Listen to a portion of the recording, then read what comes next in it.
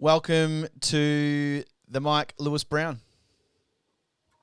Thank you. Good to be here. Welcome, man. How are you? Yeah, good. It's warm day today, so happy with the weather and happy to be able to go to the shops. Very nice, mate. Well, I'm going to try and get you to take a time warp back to that year of your award. You're a past award winner. You were Mr. Nadoc in 2012. Give us a little snapshot of what life was like for 2012 Lewis Brown. So I guess I'll give a bit of a pre, during, and post experience for you. So I guess growing up, I've had so many happy memories of NADOC. I loved going to events, meeting with family, seeing my elders, and I just have so many happy memories attached to that. So I knew that I wanted to be a part of it a little more, and I was so in awe of Mr. and Mrs. NADOC that I always told myself, as soon as I get the chance, I'm gonna I'm gonna give it a crack, and that's exactly what happened. As soon as I hit 18, I went for it and was lucky enough to get it in 2012. So I guess for me, I was a little more reserved Hmm.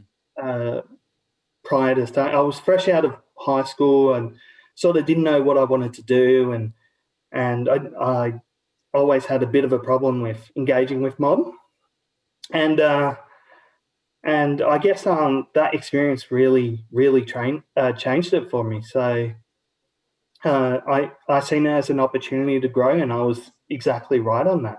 Hmm. When I when I found out, I was sort of in shock because I thought it would take a few tries. But from what I remember of the week was intense. I attended so many events. Probably took about 1,000 photos that week. I reckon I'm still got the smile cramps from that week, but That's awesome. That's it awesome. sounds crazy, but I loved every minute of it. Hmm. I was right, and I knew I was right in thinking that I would really grow from that experience, and I really grew out of my shell from that week on. And since then, I've done nothing but grow. I feel like both personally, culturally, and I've grown a bit wider, but since then. But yeah, I feel like the experience for me really kickstarted my career and my involvement in mob and things like that. So, Hmm. and I've achieved. I feel like I've achieved a lot since 2012 in the past 8 years, and I'm super grateful to NADOC for allowing me to have that experience. You mentioned these lofty standards that you thought were kind of unreachable, but you always wanted it in a, Mr. and Miss Nadoc was such prestige positions. Yeah, You yeah, finally and you finally get awarded it. Then it's a week of blur. When did it sink in that you're actually Mr. Nadoc? I would say I was sort of in. I guess I was sort of in shock, and from memory, I was driving home, and my partner at the time, she was telling me how proud she was, and it was the moments where I started setting my alarm clock to 5 a.m. because I had to get up so early, and I'm like, "Well, is it gonna be a very tough?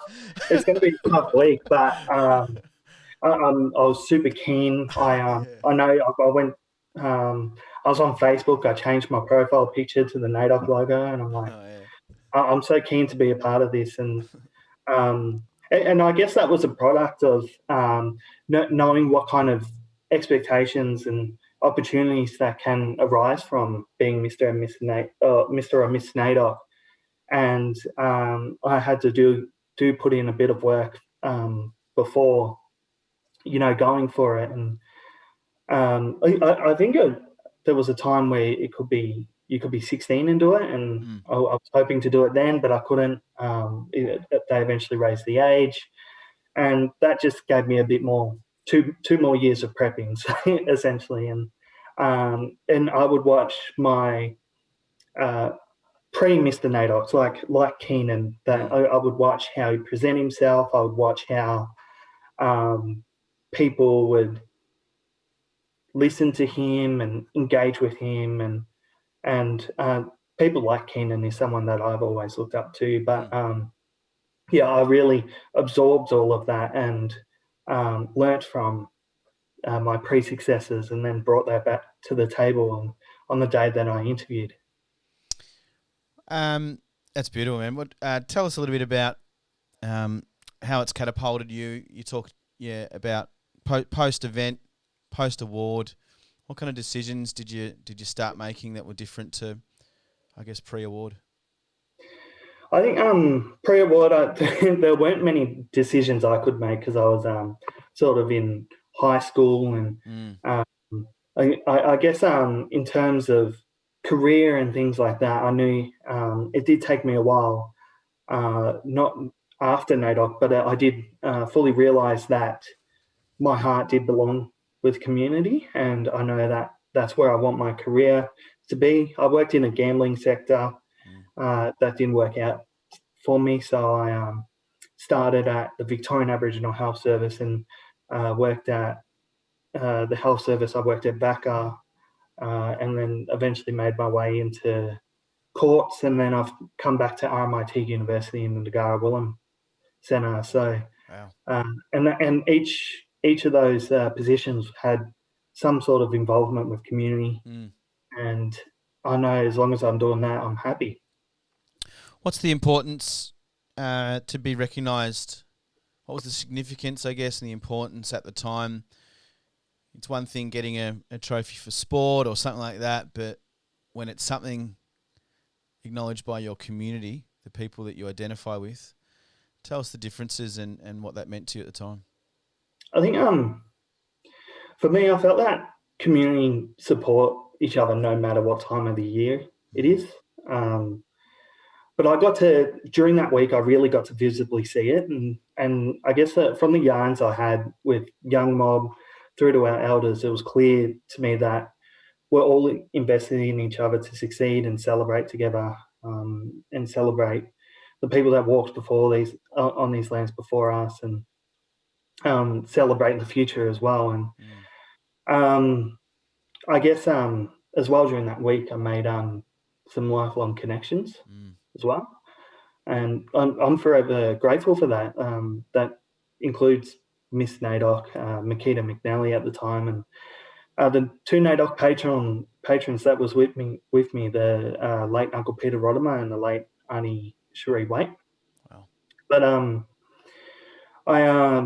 I guess I somewhat knew the community were backing me before pre-NADOC, and yeah, during that week, from the yarns that I had, I knew, well, yeah, this is they want to see me grow, they want to see me succeed, and that's so important. That's been so important to my well-being, and that's so important to my career and things like that. Um, and I could win a swimming trophy or footy trophy or something like that, but I feel like that's nothing compared to uh, the respect and that we could receive from each other, and the respect that we receive from our elders, and the wisdom that gets passed down to us, because our well-being is attached to that as well. This year's theme, if you don't know, is always was, always will be. What do you think about when you hear those words? I think I was so glad to see that it was this year's theme. I think it's our most timeless message. And it'll never get old. I feel like I'll be. I was screaming that when I was a kid at the march. I was screaming it when I was Mr. Nadoc, and I'll be screaming it when I'm 80 in the elders bus. Yeah. But I think, yeah. But personally, to me, it's almost like a commitment. And the reason why I see it as a commitment is that um, those will never change, and that's the message I got to bring to no matter what organization I'm working in or what community I'm in. I'm always making saying those words and and ensure that everything choice that I make and every almost sentence that I say is always is brought back to Mm. that kind of message. Mm. And and I guess another thing is just it fills me with pride.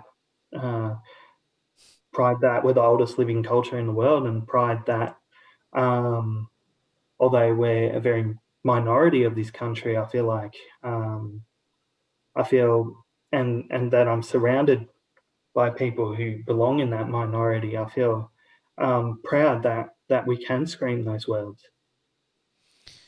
Amen, brother.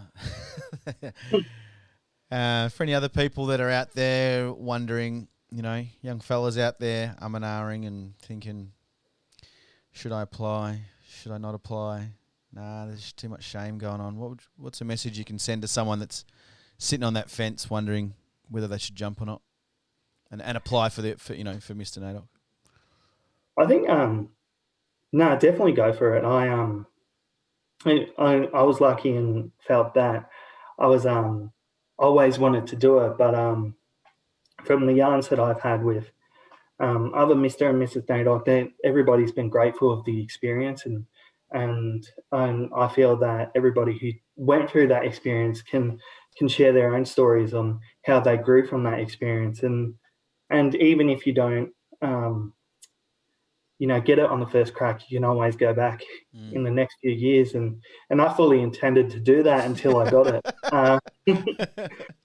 But it is such a great experience, and I really feel that throw your hat in the ring, and you'll get nothing but good from it. You'll be waking up early, but it's definitely worth it. It's definitely worth it. You're still waking up at 5 a.m.? You still got that alarm set? No. My toddler wakes me up, so. Hey, Lewis, thank you so much for sharing and recollecting some of those beautiful moments from 2012, mate. And I look forward to seeing you out there in Nadoc very soon. All right, you too, Russ. Thanks.